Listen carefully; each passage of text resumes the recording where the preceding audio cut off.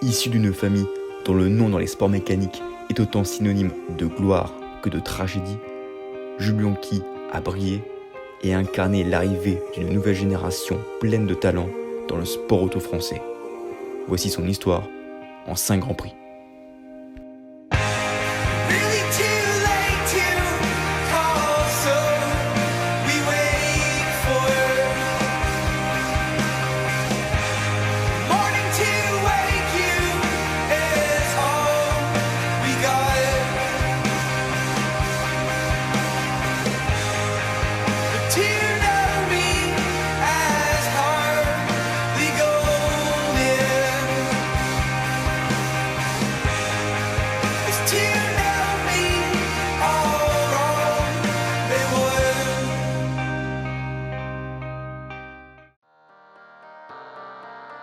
Jules Bianchi, né en 1989 à Nice, et commence le karting à peine 3 ans plus tard à Antibes.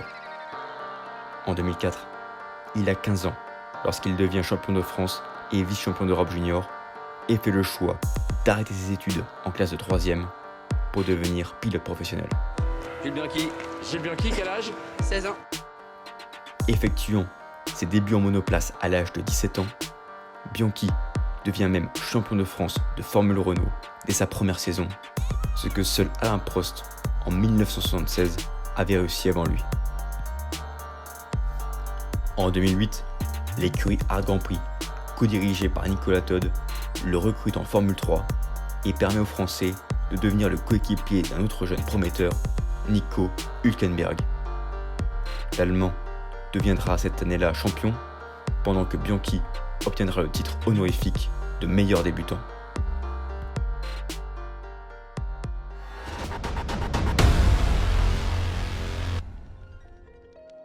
En 2009, l'aventure continue avec Art Grand Prix, mais l'objectif change.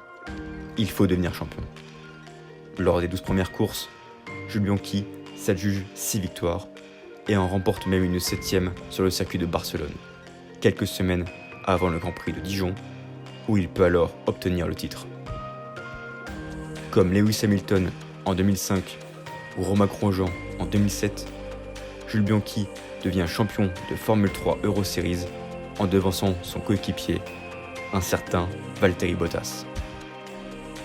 L'histoire est en marche, le jeune Français est promis un avenir glorieux en F1 et devient en décembre 2009 le premier pilote à intégrer la Scuderia Ferrari Driver Academy.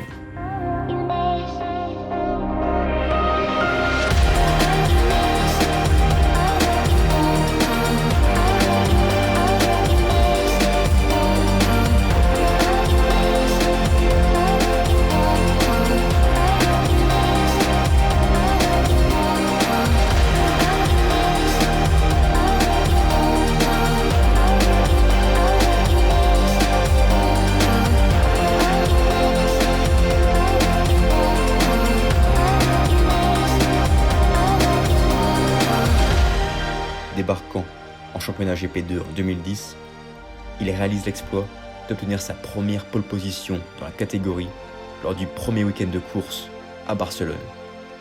Dans une saison en dents de scie, il termine malgré tout à la 3e place du classement final avec 4 podiums et en tant que meilleur rookie. La Scuderia Ferrari l'engage en tant que pilote essayeur et Bianchi découvre alors la catégorie reine à Abu Dhabi au volant d'une Ferrari F10. Force India recrute alors Jules Bianchi en tant que 3e pilote pour la saison 2012.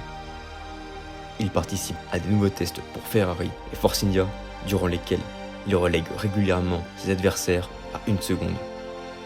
Nous sommes fin 2012 et le moment est venu pour lui de devenir pilote de Formule 1.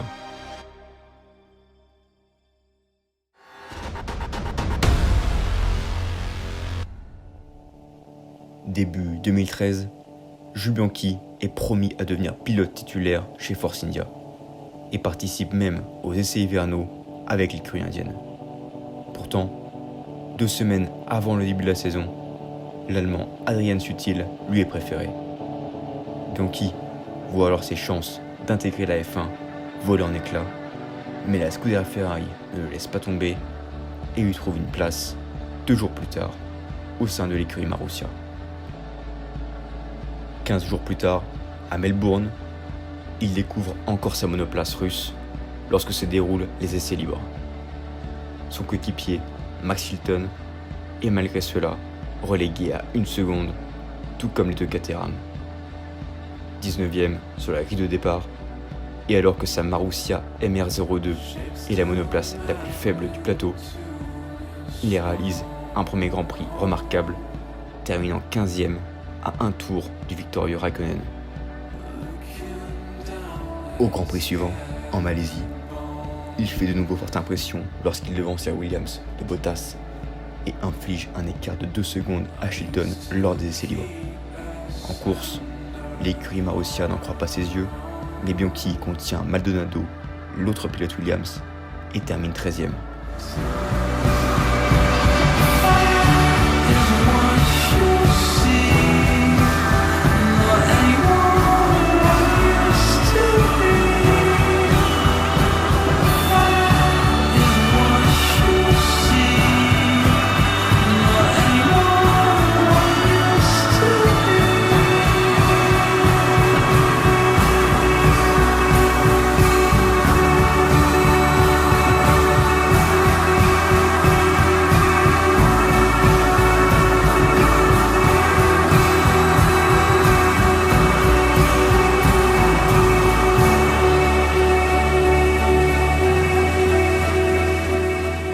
Les points semblent se rapprocher, mais les difficultés arrivent. Sa Marussia souffre face à la concurrence, son moteur prend feu à Monaco, et sa première saison se conclut par une 19e place au classement général. Jules Bianchi offre malgré tout à son écurie les meilleurs résultats de son histoire, et Ferrari se satisfait de la progression du jeune Français.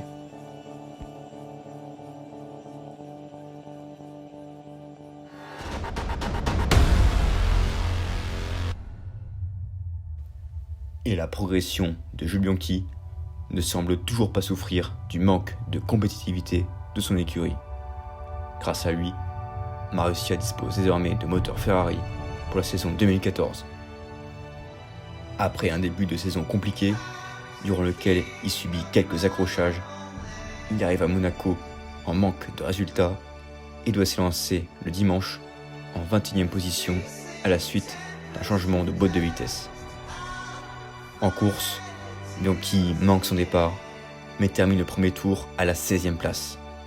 Profitant de nombreux incidents et dominant même Romain Grosjean et sa Lotus, il remonte jusqu'à la 8e place, mais se fait pénaliser de 5 secondes. Au volant d'une voiture condamnée à finir 20e, il termine à la 9e place et marque ses premiers points en F1, tout comme son écurie, la plus petite du plateau.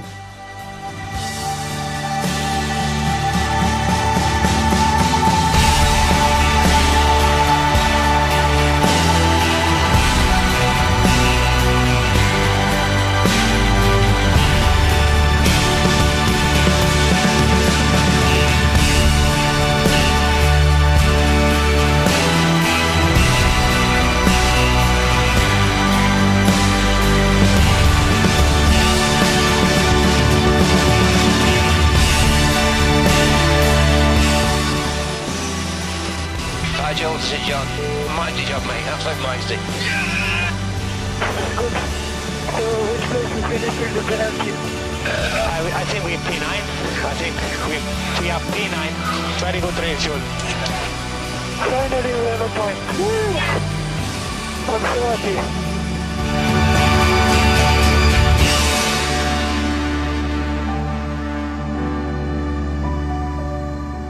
Le monde de la F1 est sous le charme du jeune Français. Nicolas Todt, son manager, voit en cette performance une porte d'entrée dans une meilleure écurie.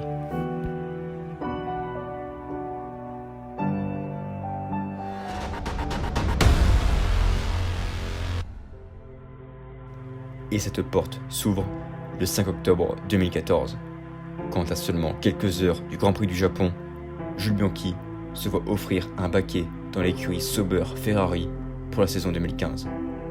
Mais pas le temps de fêter cela, le pilote doit se préparer à une nouvelle course, tandis qu'un typhon approche. Est-ce que ça peut rouler? Ça va. S'il pleut comme ça, je pense que ce sera délicat, mais moi j'ai envie de rouler, donc j'espère qu'on pourra. La course se déroule sous une forte pluie. Et au 42e tour, Adrian Sutil sort de piste dans la courbe d'Allop. Le drapeau jaune est déployé, un engin de levage rentre sur le circuit pour sortir la Sauber. 2 tours plus tard, la monoplace de Jules Bianchi semble s'être elle aussi arrêtée. Une voiture médicale sort de la voie des stands. Oui, mais On envoie également la voiture médicale, ça c'est plus inquiétant. Que s'est-il passé au virage numéro 7 ? Même Julien Febvreau, commentateur Canal+, cherche une réponse. Pérez à son tour, son coéquipier, on n'arrive toujours pas, je me demande si c'est quand même pas la dépanneuse qui a un problème. Et pourquoi n'a-t-on pas reculé? Et on nous indique qu'une ambulance est sur la piste au virage numéro 15. Et en tout cas, on attend des nouvelles aussi de Jules Bianchi. On ne nous a pas montré la raison pour laquelle il s'est arrêté. Là, on voit l'un des responsables de Marussia qui vient aux nouvelles. Il semble véritablement qu'il y a un problème autour de Jules Bianchi, là, parce que les caméras se concentrent sur le stand Marussia et on n'a pas d'informations. Et on demande aux voitures de regagner la voie des stands. Le Grand Prix se termine dans la stupeur. La cérémonie du podium se déroule pendant qu'un hélicoptère semble évacuer Jules Bianchi. Les heures passent et le monde de la F1 se prépare au pire.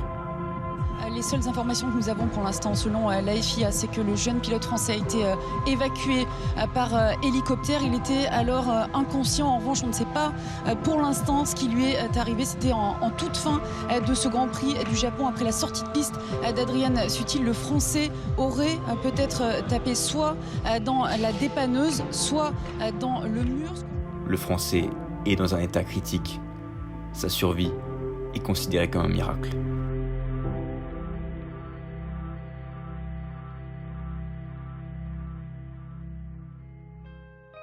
Le pilote de Formule 1, Jules Bianchi, meurt le 17 juillet 2015, 9 mois après son terrible accident. Le premier depuis Ayrton Senna en 1994. Un dernier hommage lui est rendu au Grand Prix de Hongrie. Son numéro 17 est retiré par la FIA.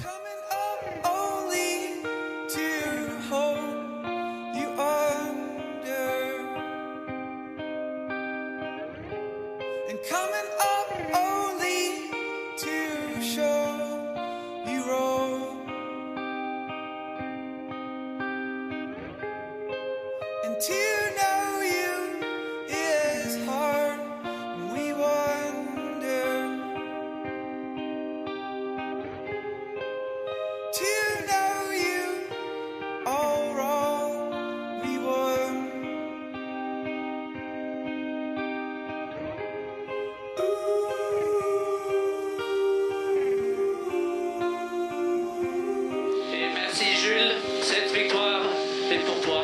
Cette victoire est pour toi. You will always be in our hearts. We know that sooner or later Jules would have been a part of this team.